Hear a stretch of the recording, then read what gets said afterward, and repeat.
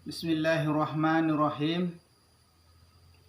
Alhamdulillahirabbil alamin. Wassalatu wassalamu ala sayyidina Muhammadin wa ala alihi wa sahbihi ajmain. Amma ba'du. Assalamualaikum warahmatullahi wabarakatuh. Segala puji bagi Allah pengatur alam semesta.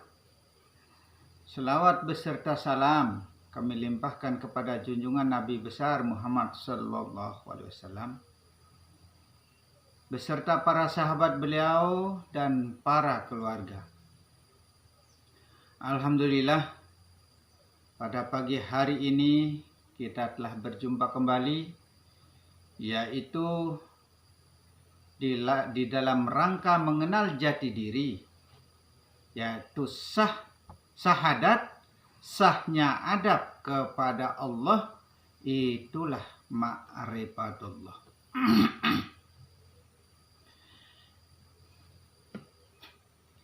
Ini yang dinamakan syahadat 4 perkara ya. Yang dinamakan syahadat 4 perkara.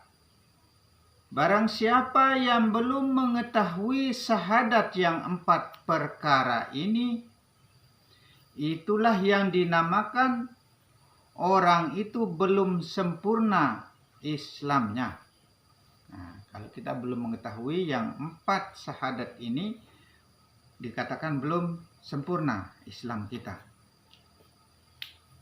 Di bawah ini ada keterangan satu persatu dari syahadat tadi ya. Pertama, syahadat bastu ya. Syahadat yang tidak memakai lafaz, tidak dibunyikan, maksudnya tidak dibunyikan dengan lidah ya. Sebab jagat ini masih kosong. Nah, jika disebut dengan kosong di sini berarti kosongnya kehendak ya. Hanya kehendaknya Allah. Kosongnya hidup, kecuali hidupnya Allah. Kosongnya pemikiran, yaitu kecuali semua itu adalah atas kehendak Allah, maksudnya ya.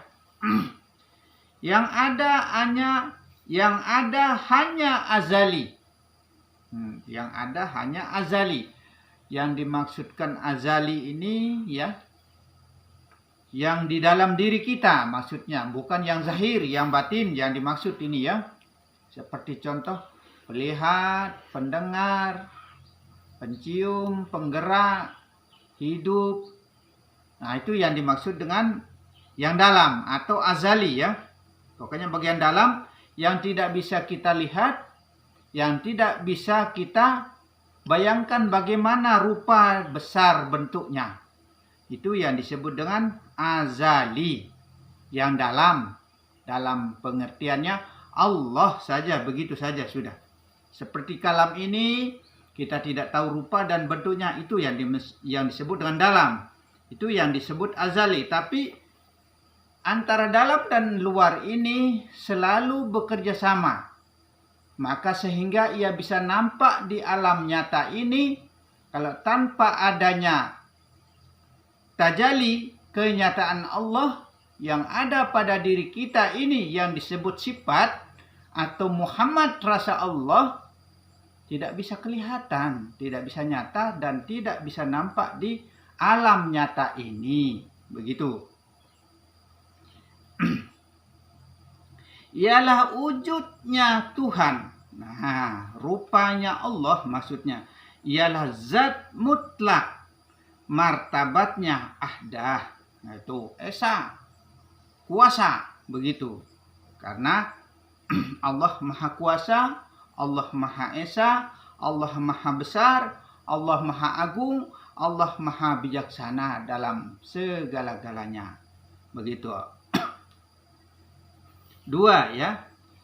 Syahadat masa awilah. Syahadat masa awilah yaitu sahnya adat,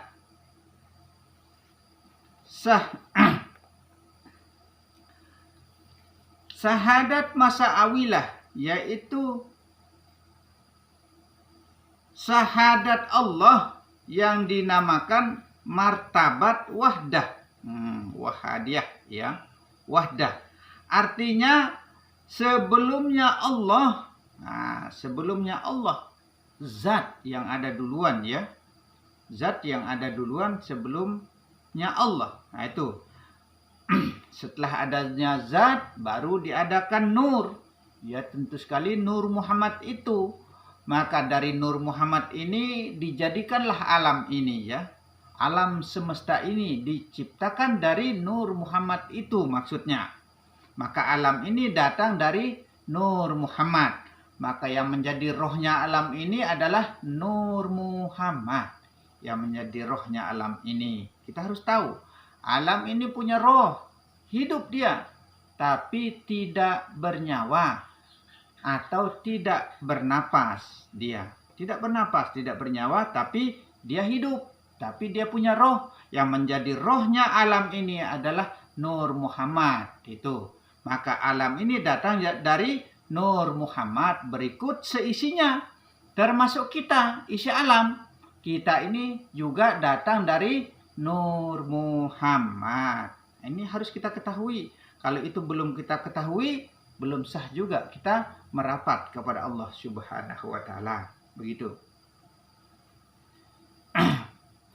Menjadikan jagat ini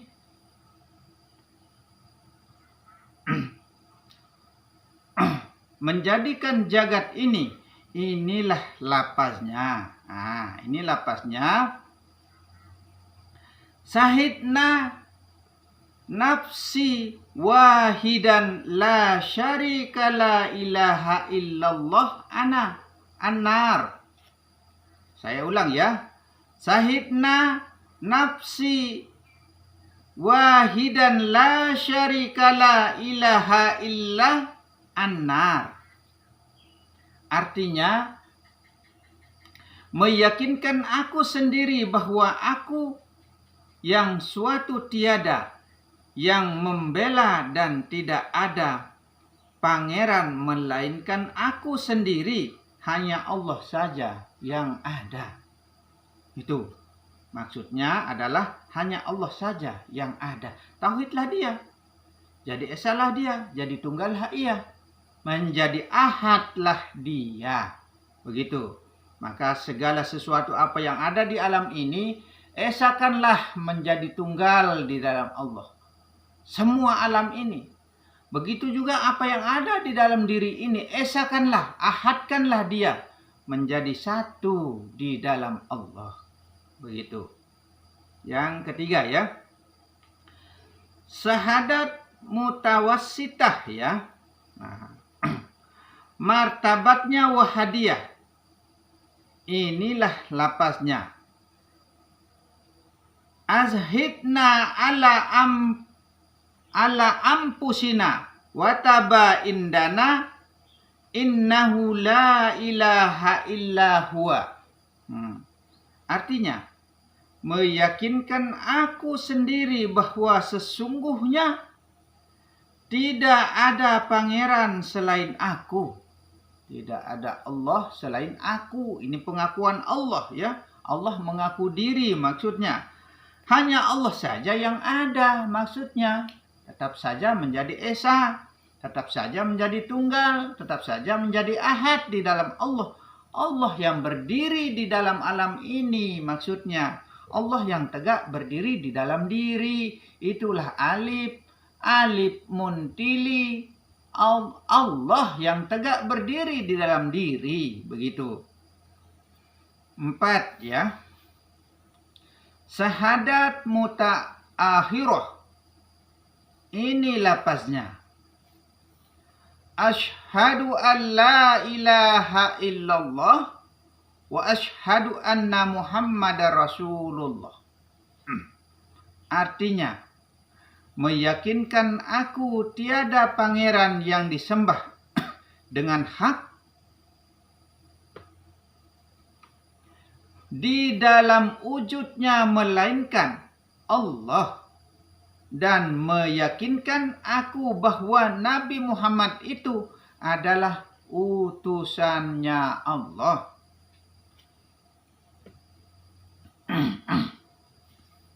Muhammad itu adalah pesuruhnya Allah.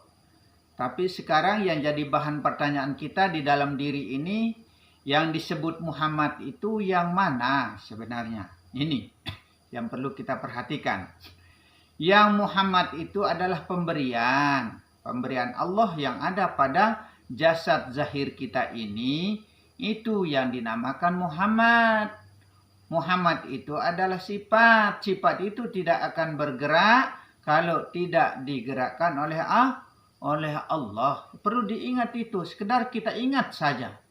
Nah itu, harus diingat, harus tahu, harus paham itu. Kalau tidak paham, berarti kelirulah kita di dalam kemakrifatan kepada Allah.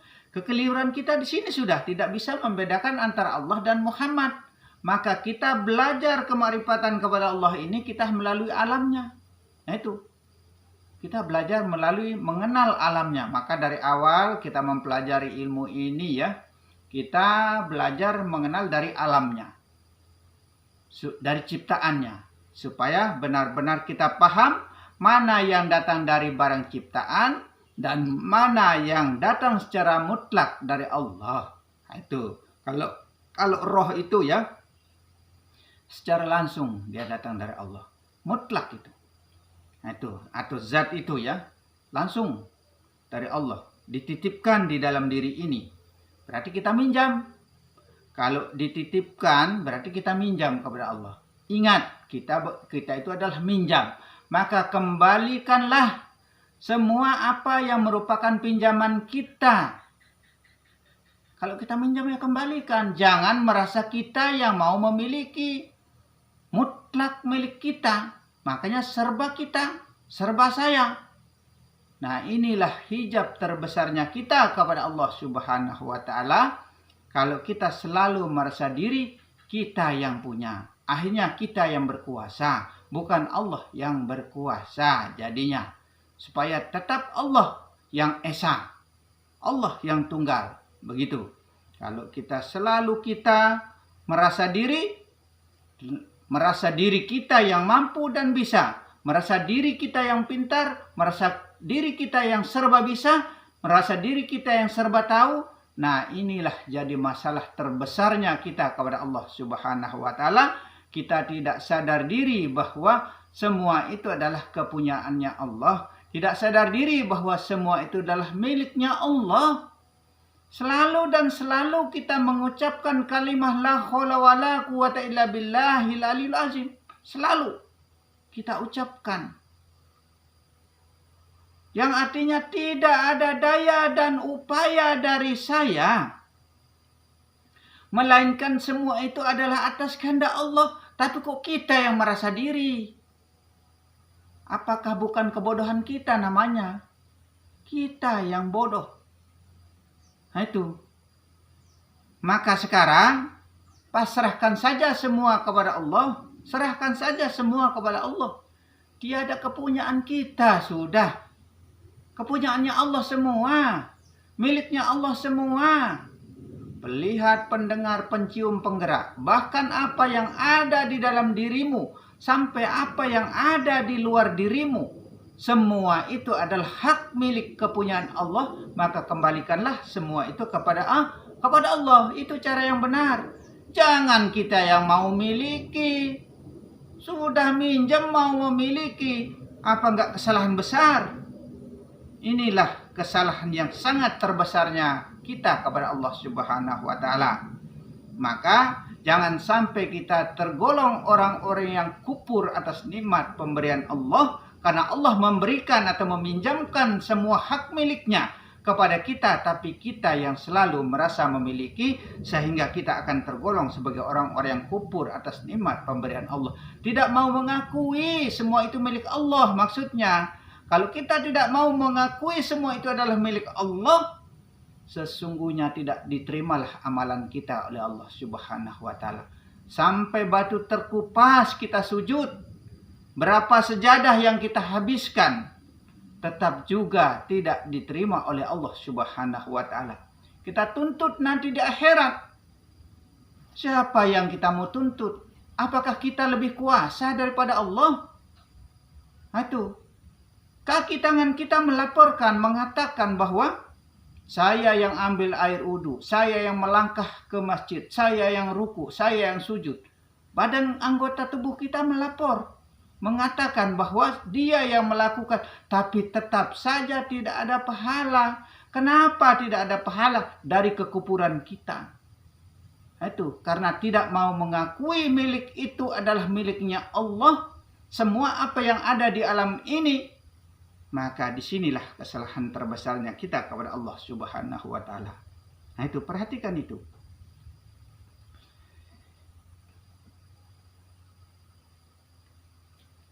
Inilah ilmu gaib yang sempurna. Nah, ya.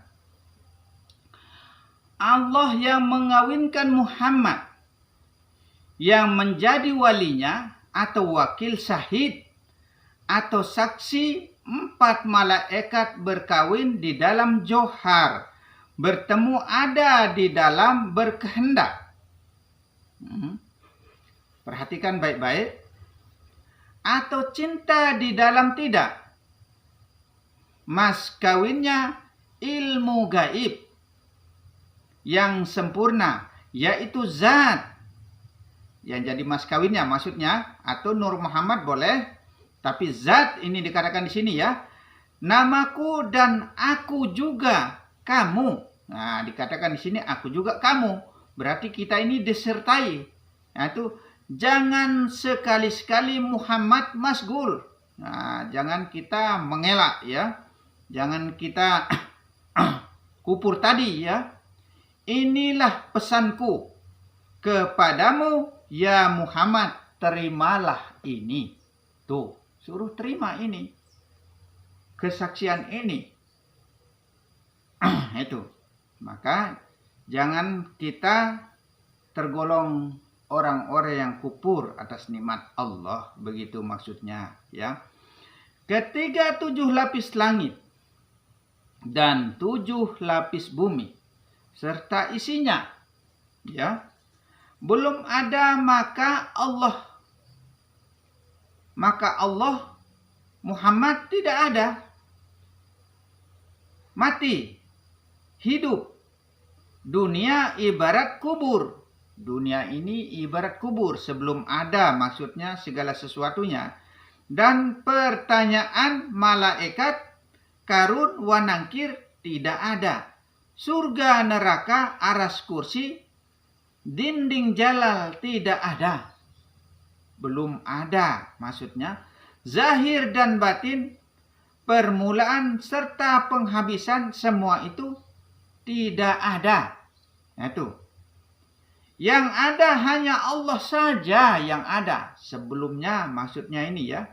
Hanya Allah saja yang ada. Zat itu maksudnya yang ada. Semua itu ada istana. Mahlige keratonmu. Mahlige karenamu. Aku ada.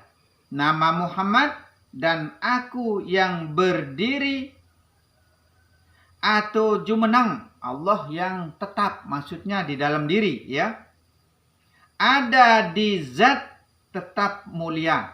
Nah, ada di dalam zat tempatnya dia tetap mulia selama-lamanya, dan tentu asalnya dari itu apa yang telah aku pesankan kepadamu Muhammad haruslah kamu pegang dengan betul-betul.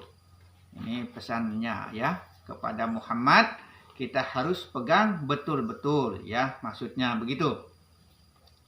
Dan lagi Muhammad inilah masih ada satu lagi. Masih ada lagi. Yang penting tidak ada kosong atas kemuliaannya. Kosong semuanya. Maksudnya hanya Allah saja yang ada. Itulah yang disebut dengan tauhid. Maka agama terdahulu itu agama tauhid namanya. Orang-orang terdahulu itu tetap dia mengesahkan Allah, tetap dia tunggalkan Allah.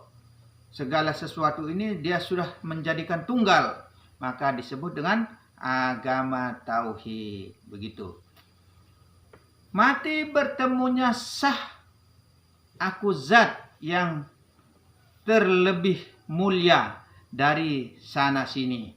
Zatnya Allah yang lebih mulia dari kiri, kanan, depan, dan belakang, bawah, dan atas. Semua maksudnya. Zat yang ingat tempatku. Tuh, kita harus ingat tempatnya zat Allah. Di mana tempatnya? Tempatnya zat Allah di ubun-ubun kita. Tempatnya nyawa itu di dada kita. Tempatnya batin hati di punggung kita. Dan tempatnya yang disebut dengan af'al sebenarnya dari pusar ke bawah. Tapi karena semua anggota zahir ini, kalau yang tadi termasuk anggota dalam, penduduk yang asli. Nah, yang badan ini adalah penduduk pendatang yang baru, maksudnya terhitunglah yang kasaran yang bisa kelihatan ini. Itulah yang disebut dengan badan. Maka badan ini tidak berdaya untuk selama-lamanya, kecuali daya itu adalah dayanya Allah. Begitu. Zat yang ingat tempatku, sempurnanya yaitu hidup dan sempurnanya mati. Oh, sempurnanya hidup dan sempurnanya mati. Roh itu ya tidak akan mati untuk selama-lamanya. Atau zat itu tidak akan mati untuk selama-lamanya. Yang bisa mati adalah badan ini. Itu kalau roh itu tidak. Nah, sekarang yang kita cari bagaimana caranya supaya kita bisa menyatu dengan zat. Nah, ini supaya tiada mati. Ini yang kita cari. Bagaimana caranya supaya tiada mati, hidup semuanya dari dunia sampai di akhirat nanti. Nah, itu yang kita cari sekarang. Itulah tujuan utamanya kita dalam kemakrifatan ini. Supaya betul-betul kita bisa hidup dari dunia sampai di akhirat. Lain daripada itu, apa yang kita cari dalam kemakrifatan ini? Kita kenal pencipta dan keterciptaan kita. Itulah sejatinya diri. Maka kita harus tahu diri, harus paham diri. Nah, tujuan utama kita dalam kemakrifatan ini adalah menyatu tunggal esa ahad beserta Allah. Barang dari dunia sampai di akhirat tiada pernah bisa terpisahkan. Bagaimana syaratnya supaya kita betul-betul bisa menyatu dengan Allah? Kan sering saya katakan kalbu mukminin. Kalbu mukminin baitur rahim. Tempat rumahnya Allah itu adalah di dalam hati orang yang selalu ingat kepada Allah. Tidak pernah lupa kepada Allah siang dan malam. Nggak kenal hujan, nggak kenal petir, nggak kenal susah, nggak kenal senang, nggak kenal sakit, nggak kenal sehat. Dia selalu ingat Allah, selalu menyebut Allah, selalu bareng dengan Allah. Itu. Tidak pernah merasa berpisah dengan Allah. Kenal lahir dan kenal batin. Mana yang zahir dan mana yang batin, mana yang disebut Allah tajali dan mana yang disebut dengan Allah azali. Nah, itu yang dalam itu dan yang luar ini tetap menjadi satu, nampak nyata jelas. Nampak seri dari jauh. Jangan serinya saja yang nampak dari jauh, dekat. Nah, itu yang jauh itu adalah Allah, yang dekat juga Allah. Nah, itu yang perlu kita perhatikan. Tujuan utamanya kita, jangan kita menjauh dari Allah. Itulah ma'rifatullah, merapat kepada Allah. Rapat sudah, dekat-dekat sudah. Nah, itu tujuan kita dalam kemakrifatan ini. Maka jangan kita makrifat karena ingin pahala. Jangan kita makrifat karena ingin surga. Lepaskan sudah surga itu, lepaskan sudah pahala itu, lepaskan dosa itu. Tidak ada dosa sudah, tidak ada pahala, tidak ada surga, tidak ada neraka sudah. Lepaskan semua, hanya Allah saja. Itu yang ada di dalam pemikiran kita. Hanya Allah saja yang ada di dalam hati kita. Hanya Allah saja yang ada dalam diri zahir kita. Hanya Allah saja yang ada di dalam diri batin kita. Maka dikatakan luar dalam Allah, lahir batin Allah. Tapi ingat, kata Syekh Junaid, aku kenal Tuhanku karena Tuhanku jua. Perhatikan itu. Berarti Allah yang kenal diri, bukan kita yang kenal Allah. Badan ini mati, la kholowalan, tidak bisa apa-apa. Mau tahu apa badan ini? Ini yang perlu kita renungkan. Ini yang perlu kita hayati, perlu kita perhatikan. Bahwa bukan zahir yang mampu dan bisa mengenal Allah, tetapi batin yang mengenal dirinya. Itu.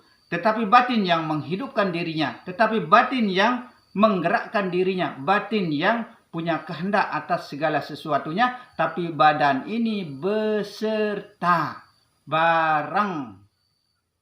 Itu.